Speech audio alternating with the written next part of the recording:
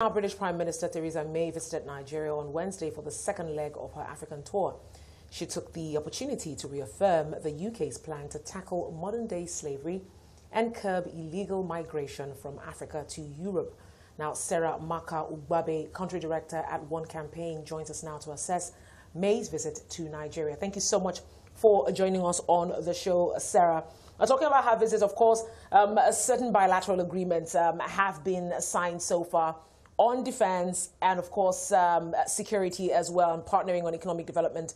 But again, I really find it very interesting. You're talking about the UK's plans to tackle modern-day slavery and curb illegal migration. We're not really sure, of the fine details of this particular agreement and what aspect the defense and security partnership is all about.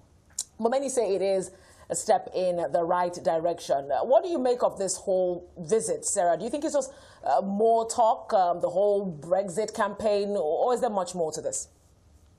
Thanks for having me. I actually think it's a great signal. So first of all, Nigeria is important as a country. However, this visit does not make any difference to our lives, except we can translate that into actual action. So yes, we're signing bilateral agreements, but what does that mean for job creation within Nigeria? What does that mean for the expansion of our economy? I think it's important for us to look at the fine details of this and make sure it actually benefits Nigeria and the teeming young people and unemployed young people that we have in this nation. Sloan? Yes, I think, as you said, most of these visits, as you can know, the British Prime Minister is under pressure on the Brexit issues in the UK, and she has decided to go on a trade trip on Africa to be able to show up her credentials by building more relationships with three powerhouses of the sub-Saharan African economy, and hence the road trip. And of course, there's a lot of horse trading. When people are coming in, they have told you what their agenda is, and it's also important that you table what your agenda is. But what took me by surprise was the headlines that preceded our visit, when she said to us that Nigeria is now the poverty capital of the world. And I think, unfortunately, this is the situation where we find ourselves.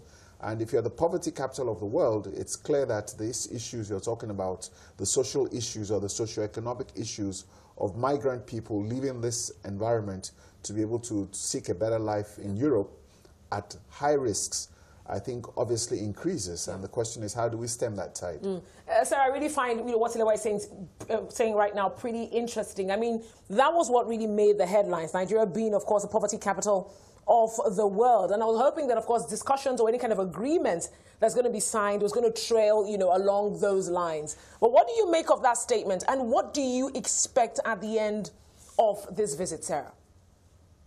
So I think Nigeria being the poverty capital of the world is unfortunate, but true.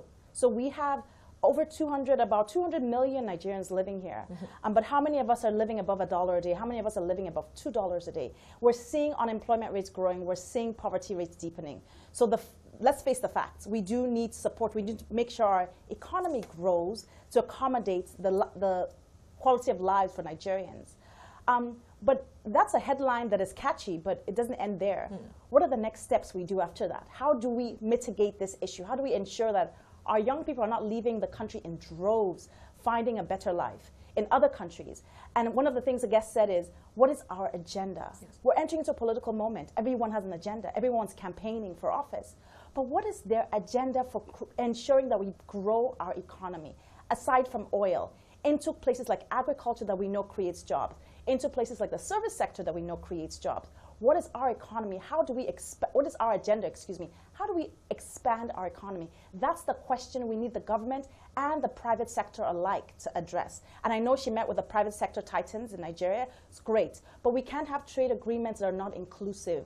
We can't have them just benefiting the top-tier sector of the economy, and people below are not getting the benefit of these trade agreements that are signed. We do need to know the details. The citizens need to know the details of the trade agreements. So what do you make of the trade agreements signed so far, both with the UK and the US? I mean, is it really beneficial to the country so far?